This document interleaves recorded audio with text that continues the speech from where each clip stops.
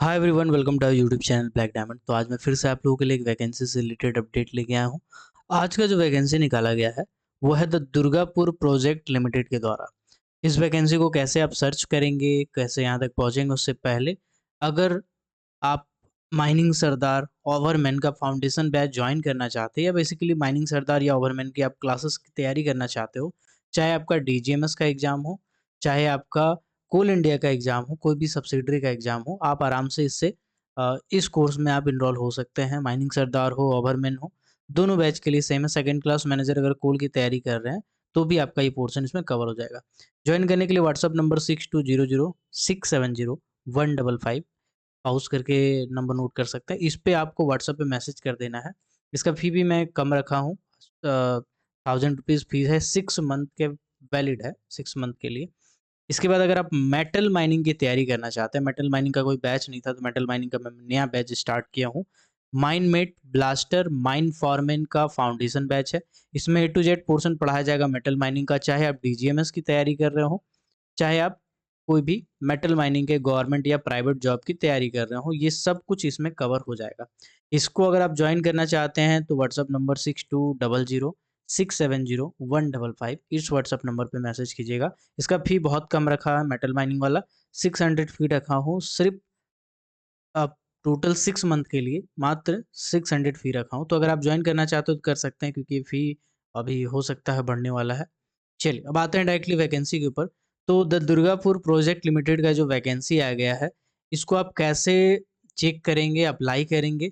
तो सबसे पहले इसको हम लोग दे ऑथेंटिकेट करते हैं। इसके लिए आप गूगल में जाएंगे, मैं कोई भी ब्राउज़र ओपन कर सकते हैं। यहाँ पे दुर्गापुर प्रोजेक्ट लिमिटेड लिख के सर्च करेंगे। यहाँ पे दुर्गापुर प्रोजेक्ट लिमिटेड का ऑफिशियल वेबसाइट आ रहा है dpl.net.in में। आपको इस पे क्लिक करना है। क्लिक करने के बाद आपको थोड़ा सा इंतजार करना है। इसके बाद यहाँ पे देखिएगा एचआर सेक्शन आ रहा होगा ऊपर में राइट में, अगर आप देखेंगे तो यहाँ एचआर सेक्शन आ रहा होगा। एचआर में आप अपने क्रसर को रखिएगा और रिक्वायरमेंट का पोर्टल में क्लिक कीजिएगा। रिक्वायरमेंट पोर्टल में क्लिक करने के बाद आप देख रहे हैं requirement for the post of BT instructor. यहाँ पे आपका जो रिक्वायरमेंट है वो आपको यहाँ पे क्लियरली मेंशन किया हुआ है। ठीक है, मतलब कि ये जो वैकेंसी आप देख रहे हैं ये फेक नहीं है, रियल वैकेंसी है। वीटी इंस्ट्रक्शन का, माय ओवरमैन का है, माइनिंग सरदार का है, वीटी मैनेजर का है। ये सब पोस्ट के लिए वैकेंसी निकाली गई है। अप्लाई करने के लिए आप क्या करेंगे, यहाँ पे डाउनलोड ऐप डॉक्यूमेंट है, इसको आप क्लिक करेंगे। क्लिक करने के बाद आपका डॉक्यूमेंट डाउनलोड हो जाएगा। इसके बाद इसको आप थोड़ा-सा स्क्रॉल करेंगे। अब मैं वैकेंसी के बारे में बताता हूँ। दुर्गापुर प्रोजेक्ट लिमिटेड एक जो कंपनी है वो वेस्ट बंगाल की इंटरप्राइजेज़ कंपनी है, लेकिन जो वैकेंसी निकला हुआ है वो कॉन्ट्रैक्चुअल बेसिस पे है। तो एक तरह से आप इसको प्राइवेट जैसा जॉब समझिए, इसको सरकारी जॉब मत समझिएगा। ये एक कॉन्ट्रैक्चुअल लेवल का जॉब है। जो कॉन्ट्रैक्ट होगा वो आपका 1 साल का होगा, 1 ईयर का होगा और इसका एक्सटेंशन हर साल होते जाएगा। मैक्सिमम टाइम इंटरवल 3 साल रहने वाला है। 3 ईयर का आपका जॉब का सर्विस रहने वाला है, 3 साल का कॉन्ट्रैक्चुअल जॉब है। 3 साल के बाद निकाल देगा, देखो ऐसा नहीं है, गारंटी नहीं है कि निकालेगा कि नहीं निकालेगा, बट ऐसा लिखा हुआ है कि 3 साल का आपका कॉन्ट्रैक्ट है। 3 साल के बाद हो सकता है आपका एक्सटेंशन हो या कंपनी को अगर रिक्वायरमेंट हो तो फिर से वो आपको इन्फॉर्म कर सकती है। लेकिन आप फिलहाल यही मान के चलिए कि 3 साल का आपका जॉब रहने वाला है। कौन-कौन सा पोस्ट का वैकेंसी है वो मैं आपको बता देता हूँ। सबसे पहले है वीटी इंस्ट्रक्टर माइनिंग का। वीटी इंस्ट्रक्टर माइनिंग का कॉन्ट्रैक्चुअल जॉब है। टोटल 1 पोस्ट का वैकेंसी यहाँ पे दिखा रहा होगा। ठीक है, इसमें कोई भी क्राइटेरिया नहीं रखा है तो आप सभी अप्लाई कर सकते हैं। लास्ट तक वीडियो को देखिएगा, कौन एलिजिबल है, बंगाल वाले हैं, बाहर वाले हैं, पूरा मैं बताऊंगा डिटेल में। इसका जो सैलरी है वो है 42,000 प्लस 3800 माइंस का जो अलाउंसेस है ना, वो तो आपका हो जाएगा लगभग 47,000 के आसपास, है ना, 45,000 के आसपास आपका सैलरी हो जाएगा। अगर आप डिप्लोमा किए हैं माइनिंग इंजीनियरिंग में, ठीक है, तो आप अप्लाई कर सकते हैं। साथ ही आपके पास ओवरमैन सर्टिफिकेट ऑफ कॉम्पिटेंसी होना चाहिए, मतलब डिप्लोमा हो, साथ ही ओवरमैन हो, साथ ही फर्स्ट एड हो, और आपको मेडिकल और कैरेक्टर बना के लाना होगा। किसी भी डॉक्टर से, गेस्टेड ऑफिसर से आपको मेडिकल कैरेक्टर बनाना है। ठीक है, इसके बाद आपको यहाँ पे जाना है। इसके बाद यहाँ पे बोला गया है पोस्ट क्वालिफिकेशन एक्सपीरियंस 1 ईयर का वर्किंग एक्सपीरियंस होना चाहिए। अगर कोल माइंस है तो आपको प्रीफर किया जाएगा। ठीक है, अगर ओपन कास्ट है तो और ज़्यादा प्रीफर किया जाएगा। तो गवर्नमेंट का सर्टिफिकेट चाहिए, फर्स्ट एड चाहिए, आपका मेडिकल सर्टिफिकेट चाहिए, मतलब मेडिकल फिटनेस जिसको बोलते हैं, कैरेक्टर चाहिए और 1 साल का एक्सपीरियंस है तो फिर इस पोस्ट के लिए आप अप्लाई कर सकते हैं। ठीक है? चलिए। 55 अपर एज लिमिट रखा गया है और अगर आप रिटायर कर दिए हैं तो आप 62 साल तक मैक्सिमम अप्लाई कर सकते हैं। अब आते हैं ओवरमैन के ऊपर में। ओवरमैन का जो सीट है वो आपका फेवरेट सीट होने वाला है। इसका रीज़न मैं बताऊँगा थोड़ी देर में। ओवरमैन में ब्लास्टिंग ओवरमैन का वैकेंसी निकला हुआ है जो कि कॉन्ट्रैक्चुअल बेसिस पे निकाला गया है। टोटल नंबर ऑफ पोस्ट 5 लिखा हुआ है, अनरिज़र्व कैटेगरी के लिए 4, ओबीसी ए कैटेगरी के लिए 1 सीट है। टोटल आपका जो सैलरी होगा वो 42,000 प्लस 3800 इंसेंटिव मिलेगा, मतलब 45 के आसपास आपका सैलरी रहने वाला है। कट छटेगा उसमें पीएफ वीएफ कटेगा तो आपका 42-41 फिर आपका सैलरी होने वाला है। इसमें कौन अप्लाई कर सकते हैं? जिन्होंने डिप्लोमा किया है, डिप्लोमा के साथ ओवरमैन का सर्टिफिकेट रखा है, इसके बाद आपके पास फर्स्ट एड का सर्टिफिकेट है और आपके पास कैरेक्टर और मेडिकल ये दोनों होना चाहिए। साथ ही साथ आपके पास 1 साल का एक्सपीरियंस होना चाहिए, ठीक है? 1 ईयर का आपका एक्सपीरियंस होना चाहिए कोल माइंस में। अगर ओपन कास्ट माइंस है तो आपको प्रेफर किया जाएगा, ठीक है? इसमें भी एज लिमिट सेम रखा गया है 55। ओके, अगला जो वैकेंसी है वो है माइनिंग सरदार का। माइनिंग सरदार में टोटल 6 सीट है जिसमें एससी कैटेगरी के लिए 3 सीट, एसटी कैटेगरी के लिए 1 सीट, ओबीसी ए के लिए 1, ओबीसी बी के लिए 1। 38,500 आपका सैलरी रहने वाला है, 3,500 इसका आपका अलाउंसेस रहने वाले हैं, ठीक है ना? तो 40-41 41-42 के आसपास आपका सैलरी होगा, कट छट के आपको 38 के आसपास मिलेगा, 37-38 के आसपास आपका सैलरी मिलने वाला है। इसमें माइनिंग सरदारशिप का सर्टिफिकेट होना चाहिए या फिर ओवरमैन का सर्टिफिकेट होना चाहिए। दोनों में से कोई भी अप्लाई कर सकते हैं, ओवरमैन वाले सर्टिफिकेट होल्डर भी, माइनिंग सरदार सर्टिफिकेट होल्डर भी। फर्स्ट एड सर्टिफिकेट होना चाहिए, कैरेक्टर होना चाहिए, आपके पास मेडिकल होना चाहिए, ठीक है? तो आप अप्लाई कर सकते हैं। इसके बाद 1 साल का आपको माइंस में जॉब होना चाहिए, मतलब सर्टिफिकेट लेने के बाद 1 साल का पोस्ट क्वालिफिकेशन एक्सपीरियंस आपका होना चाहिए, ठीक है? एज लिमिट यहाँ पर भी सेम रखा गया है। वीटी मैनेजर फर्स्ट क्लास में क्या बोला गया है? वीटी मैनेजर फर्स्ट क्लास में बोला गया है 63,000 रुपया सैलरी प्लस 5,000 रुपया 68,000 रुपया टोटल आपको पैसा मिलेगा। अगर आप डिग्री किए हुए हैं तो डिग्री के साथ आपका फर्स्ट क्लास मैनेजर का सर्टिफिकेट है, ठीक है? इसके बाद का अगर 2 साल का एक्सपीरियंस है तो फिर आपका वैलिड है, आप आराम से काम कर सकते हैं। इस पर्टिकुलर पोस्ट के लिए अप्लाई कर सकते हैं, वीटी माइन मैनेजर के लिए अप्लाई कर सकते हैं।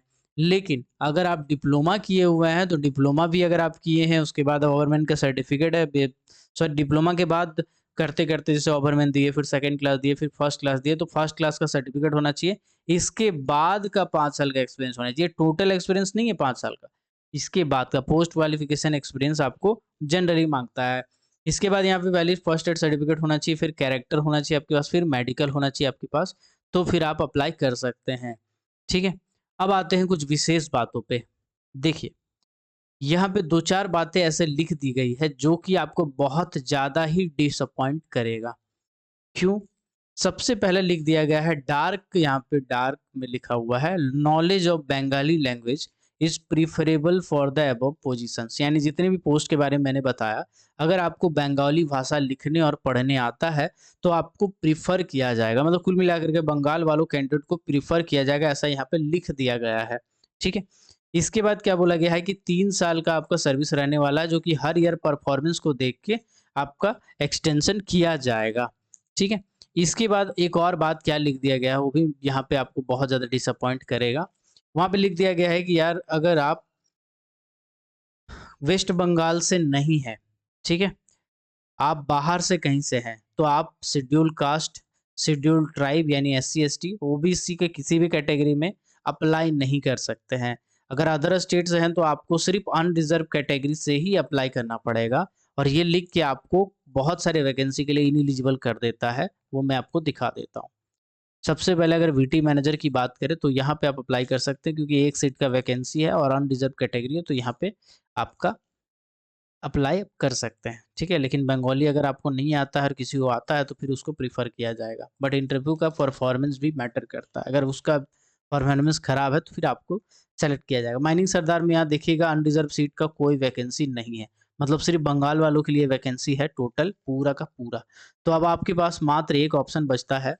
अगर आप डिप्लोमा होल्डर होंगे और आप तैयारी कर रहे हैं, आप कहीं जॉब खोज रहे हैं तो फिर आपके पास यही ऑप्शन है एकमात्र, वो है ओवरमैन इंक्लूडिंग ब्लास्टिंग ओवरमैन, ठीक है? कॉन्ट्रैक्चुअल बेसिस पे वैकेंसी है, यहाँ पे देखिए टोटल 5 सीट है जिसमें अनरिज़र्व का 4 सीट रखा गया है, बाकी ओबीसी कैटेगरी का 1 सीट रखा गया। तो इस पोस्ट के लिए आप अप्लाई कर सकते हैं।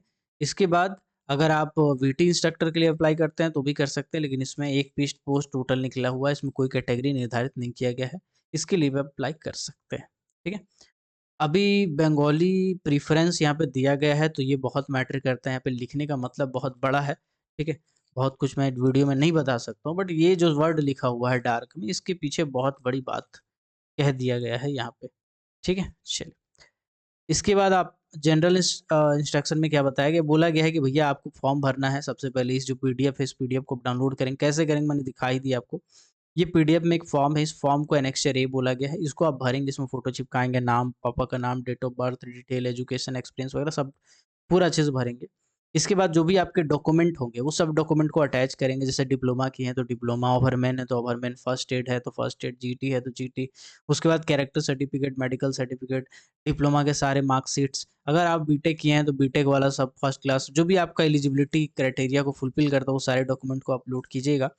यहाँ पे मतलब अटैच कीजिएगा। अटैच करने के बाद आपको क्या करना है, सारे डॉक्यूमेंट को अटैच करने के बाद डॉक्यूमेंट में आपको साइन करना है, मतलब सेल्फ अटेस्टेड करना है, जो भी डॉक्यूमेंट होंगे वो जेरॉक्स फॉर्मेट में होंगे। इसके बाद आपको उसको भेजना पड़ेगा, ठीक है? पासपोर्ट साइज फ़ोटो आपको 2 ठो उसमें अटैच करना है। उसके बाद आपको इसको एक एड्रेस पे भेजना है। एड्रेस है the general manager HR and A, DPL, administrative building, doctor BC Roy avenue, Durgapur 713201, ये पिन कोड है, डिस्ट्रिक्ट पश्चिम वर्धमान। ये आपको एक पर्टिकुलर ये जो एड्रेस है इसको इसमें भेजना है। साथ ही साथ आपको मेल भी करना है, एंड मेल लिखा हुआ है, ऐसा नहीं कि आपको भेजना और मेल करना दोनों को एक काम नहीं, दोनों करना है। भेजना भी है और मेल भी करना है। तो भेजने से पहले आप इसको स्कैन करके एक पीडीएफ बनाइएगा और पीडीएफ आपको मेल करना है carrier@dpl.net.in पे आपको भेजना है, ठीक है? और जब आप भेजेंगे तो उसमें name of the position applied ज़रूर लिखना है, ठीक है? ऐसे नहीं कि बस पीडीएफ अटैच करके भेज दिया, उसमें लिखना पड़ेगा प्रॉपर एप्लीकेशन जैसा, ठीक है? कि सब्जेक्ट क्या है, तो applying for the post of ओवरमैन ऐसा लिखना पड़ेगा और उसके बाद बाकी का डिटेल आप नीचे हल्का-फुल्का उसके बारे में लिख सकते हैं, ठीक है? इसको करने के बाद आप इसको भेजिएगा, ठीक है? चलिए, तो देखिए मेरा सुझाव क्या रहेगा, अब लास्ट में बताता हूँ। जो डब्ल्यूबी के कैंडिडेट है, वेस्ट बंगाल के कैंडिडेट हैं, उनको तो जाना ही जाना चाहिए बाबू, ठीक है? क्यों? क्योंकि दुर्गापुर वाले अगर प्लांट में आप काम कर लेते हो, तो जनरली क्या करती है, एक्सटेंशन कर देती है और इसके अंदर बहुत सारे ऐसे छोटे-छोटे कॉन्ट्रेक्चुअल कंपनी है, जब आपका डीपीएल अगर मान के चलिए कि किसी कारण से आपको निकाल रही है, तो आपको पास बहुत सारे ऐसे ऑप्शंस बन जाएँगे उसी कंपनी में कि फिर आपको जॉब का आगे सोचना नहीं पड़ेगा। पहला तो ये। दूसरा कि अगर आप बाहर के कैंडिडेट फॉर एग्ज़ाम्पल आप झारखंड के हैं या यूपी के हैं या महाराष्ट्र के हैं, तो आपको जाना चाहिए या नहीं जाना चाहिए? देखो ऐसा है, थोड़ा-सा खर्चा करो, अगर आपको रिस्क लेना है तो लो। आप इस पर्टिकुलर एड्रेस पे अपना फॉर्म भ भेज दो और मेल कर दो। अगर आपको मेल में रिस्पॉन्ड आता है 10 दिन के बाद, 12 दिन के बाद अगर रिस्पॉन्ड आता है या आपका एप्लीकेशन शॉर्टलिस्ट किया जाता है, तो फिर आप जाने का रिस्क ले सकते हैं और अगर शॉर्टलिस्ट नहीं किया जाता तो फिर बात यहीं खत्म हो जाती है, ठीक है? तो आप अपना किस्मत आज़मा सकते हैं, लक आज़मा सकते हैं। चलिए, आई होप ये छोटा-सा वीडियो आपके लिए बहुत हेल्पफुल रहा होगा। तो मिलते हैं किसी और वीडियो में, तब तक के लिए keep watching, keep supporting, till then जय हिंद।